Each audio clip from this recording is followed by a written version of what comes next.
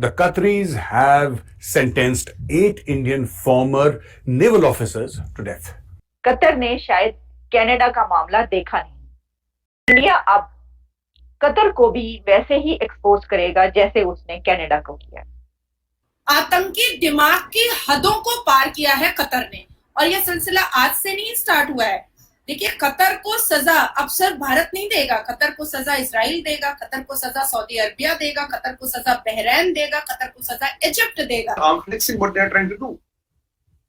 And Qatar is forgetting one thing. It is Modi's government here. It is not Manmohan Singh. You will very soon see, within 24 to 40 hours, you will see a response which these Qataris would have not even dreamt about. सपना भी नहीं आया होगा। आप देखोगे 48 घंटे में, 48 hours you will see the response Qatar. 7 states जो है ये इन्होंने हाईएस्ट अवार्ड मोदी साहब को दिया है, ये भी हम बताना चाहूंगा। और बहरीन साथ है, बहरीन भी जो है वो इब्राहिम अकॉर्ड का भी हिस्सा है, अमेरिकन भी है। कतर के अंदर अमेरिका की जो है बेस भी मौजूद है, बहरीन में भी उनकी बेस मौजूद है। अब कनाडा जैसे मुल्क को जो है आप बैक फुट पे ले जा सकते हैं, तो कतर तो मेरे ख्याल में it won't be the big deal. Law is law definitely, लेकिन इस वक्त ये अंदाजा आप रखें चीमा साहब, they are dealing with the 5th largest economy of the planet at the same time. Welcome back to Pra News. In a remarkable turn of events, a Qatar court has issued a shocking verdict, sentencing 8 former Indian Navy personnel to the death penalty. This verdict has left India deeply concerned, and the Indian government has pledged to explore every available legal avenue to address this troubling situation. The 8 individuals in question, who were arrested in August of the previous year, were accused of espionage and have been enduring solitary confinement ever since. Notably, these former Navy officers boasted an impressive service record, with some serving for up to 2 decades and holding pivotal roles in the Indian Navy. They were all employed by a private firm known as Dara Global Technologies and Consultancy Services, which specialized in offering training and services to Qatar's armed forces. The company is owned by Khamis Al-Ajmi, a retired squadron leader of the Royal Oman Air Force. Ajmi himself was arrested alongside the Indian personnel in the same time frame but was subsequently released in November 2022. Reports suggest that some of these Indian nationals on death row were engaged in a highly sensitive project related to Italian technology-based midget submarines with stealth capabilities. The individuals were taken into custody by Qatar's intelligence agency on August 30, 2022, and the espionage charges were officially filed on March 25. The verdict was ultimately delivered by the Court of First Instance in Qatar on October 26, 2023. India, in response to this disconcerting development, has stated that they are eagerly awaiting the detailed judgment in the case and are actively exploring all possible legal remedies. The Ministry of External Affairs has expressed its deep shock at the imposition of the death penalty and has vowed to support the affected individuals by providing consular and legal assistance. They have also affirmed the high priority they assign to this case and their intent to engage with Qatari authorities on this matter. Despite the veil of silence surrounding this issue in Qatar, India has initiated quiet efforts to find a resolution. Through diplomatic and official channels, India is examining multiple avenues for resolution. Options under consideration include filing an appeal against the verdict and potentially invoking a 2015 agreement between India and Qatar that allows for the transfer of convicted prisoners, enabling them to serve their sentences in their home country. Furthermore, there is also the possibility of taking the matter to the International Court of Justice. Meanwhile, let's see Pakistani's media reactions. देखिए, Qatar के अंदर 8 लोगों को जो navy officers हैं, retired officer जो कि धारा ग्लोबल टेक्नोलॉजीज पे के लिए काम कर रहे थे, वहां पे कतरी उनके जो फोर्सेस थे उनको ट्रेन कर रहे थे, तरबियत कर रहे थे। उनके ऊपर इल्जाम है कि उन्होंने इटालियन सबमरीन है उसके लिए उससे वहां उसकी इंफॉर्मेशन जो है वो इजराइल को दी है। लेकिन देखें, मैं दुनिया के अंदर जहां भी अगर देखा जाए, क्योंकि मैं बहैसियत स्टूडेंट ऑफ लॉ इसके ऊपर अपील के राइट्स होते हैं। दूसरा, अगर आपको अदालत के ऊपर एतमाद ना हो तो जो डिफेंडेंट होता है वो अपना वेन्यू चेंज की भी अपील कर सकता है। तो ये इतना आसान नहीं होगा। भारत जिस तरीके से डिप्लोमेटिकली स्ट्रॉन्ग है इस वक्त, जो उनकी फॉरेन पॉलिसी है, इतना आसान नहीं होगा कि 8 भारतीय शहरों को फांसी दे दी जाए, सजाए मौत दे दी जाए। It won't be that easy. लेकिन ये मेरे ख्याल में कतर जो है उन्होंने कोई अपनी मार्केटिंग करने के लिए ये स्टंट किया है। जिस तरह पहले वो फीफा कराया, अब उन्होंने मेरे ख्याल ये भी उन्होंने कहा चलें जी लोगों को अट्रैक्ट किया जाए, लेकिन बैकफायर करेगा। इतनी हार्श सजा देंगे जब आप अनाउंस करेंगे, जो बिजनेस कम्युनिटी होगी वो डर जाएगी। लोग कतर में आने से कतराएंगे। लोग पहले ही देखा जाए तो अगर इन मिडिल ईस्ट के ऊपर जो छोटी स्टेटें हैं, इस्लामिक कंट्रीज के ऊपर एक बहुत बड़ा स्टिग्मा है कि वहां पे विमेन जो है वो ऑप्रेस्ड हैं और हार्श कानून है। जिस तरीके से मैंने बताया कि वहां पे फन के तौर पे मैंने देखा, वो एक वहां पे सऊदी अरेबिया के अंदर एक चौक है जहां पे लोग इस तरह खड़े होते हैं जिस तरह नेटफ्लिक्स पे मूवी देख रहे हैं तो लोगों के हाथ काटे जा रहे हैं। लेकिन ये एक सोसाइटी के अंदर एक खौफ पैदा हो जाता है। और दूसरा, मेरे ख्याल में ये कतर को बैकफायर करेगा। ना सिर्फ बिजनेस कम्युनिटी डर जाएगी, लोग वहां पे जो दूसरे इमिग्रेंट आने से डर जाएंगे, जो टेक्नोक्रेट है वो आने से डर जाएंगे, साइंटिस्ट डर जाएंगे आने से। लेकिन मैं नहीं समझता कि इन्फोर्सेबल होगा। भारत का इन्फ्लुएंस इस वक्त is on the peak, 5th largest economy on the planet. यहाँ पे ये मेंशन भी करना जरूरी होगा कि 7 जो मिडिल ईस्ट स्टेटें हैं उन्होंने मोदी साहब को हाईएस्ट सिविलियन अवार्ड दे रखे हैं। और जो भारतीय डायस्पोरा है उसका इन कंट्रीज के अंदर, कतर के अंदर, यूएई के अंदर, बहरीन के अंदर उनका बड़ा इन्फ्लुएंस है, बिजनेस है, उनके टेक्नोक्रेट हैं। दर हकीकत ये कहना कम नहीं होगा कि उनकी गवर्नमेंट या सारा सिस्टम चलाने वाले भारतीय हैं लोग वहां पे। तो इतना आसान नहीं होगा कि 8 लोगों को वो भी इटालियन सबमरीन की मुखबरी करने पे इस वक्त। लेकिन इस वक्त इजराइल के साथ जो भी चीज रिलेटेड है उसके पीछे अगर देखा जाए तो पब्लिक सेंटिमेंट्स है। मेरे ख्याल में शायद उसके लिए भी ये कुछ इन्होंने खबर बनाने की, इसको करने की कोशिश की है। मैं आपको अभी बता दूं कि जो कतर है वो ऐसा नहीं कर पाएगा। कतर ये सजाएं जो है वो नहीं दे पाएगा। और इसकी वजह यह है कि ये 8 अफसरान की बात है, नेवी अफसरान की, और वो भी नेवी अफसरान किसके हैं? इंडिया के।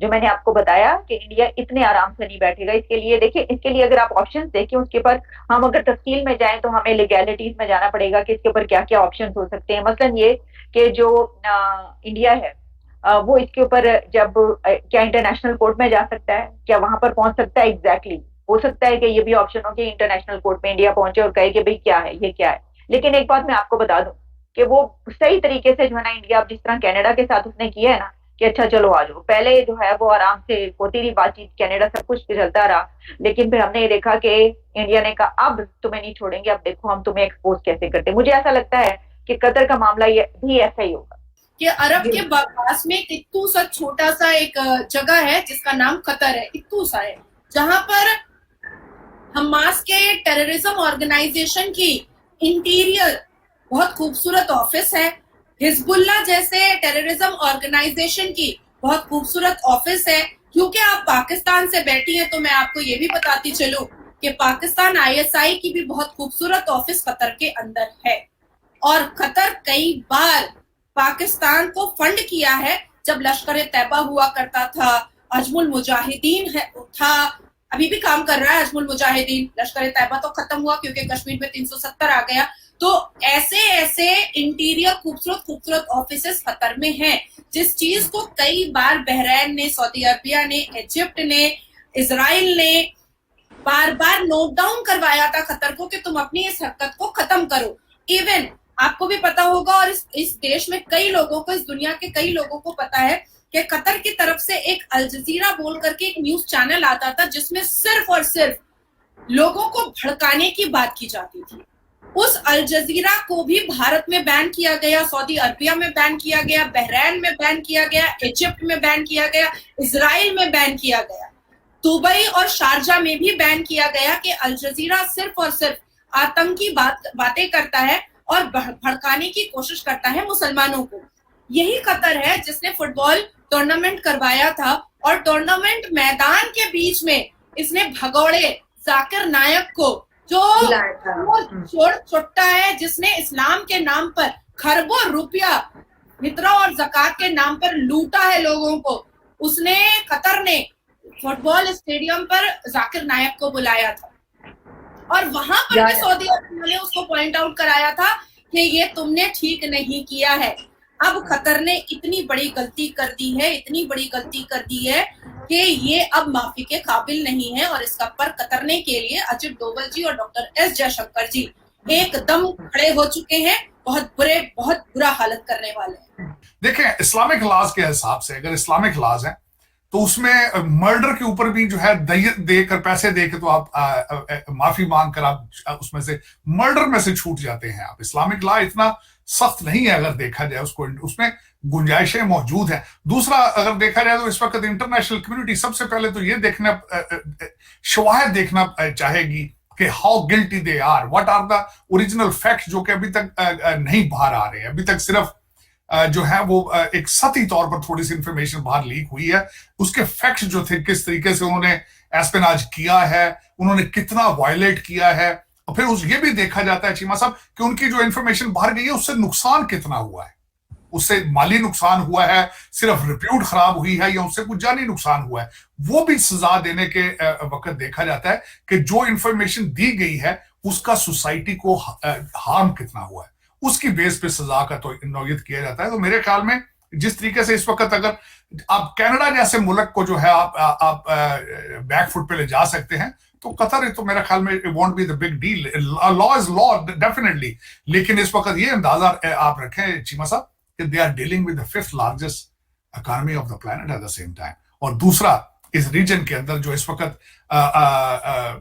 साउथ चाइना सी के अंदर जो इस वक्त मामलात बन रहे हैं, उसमें India, Bharat is playing a vital role in there.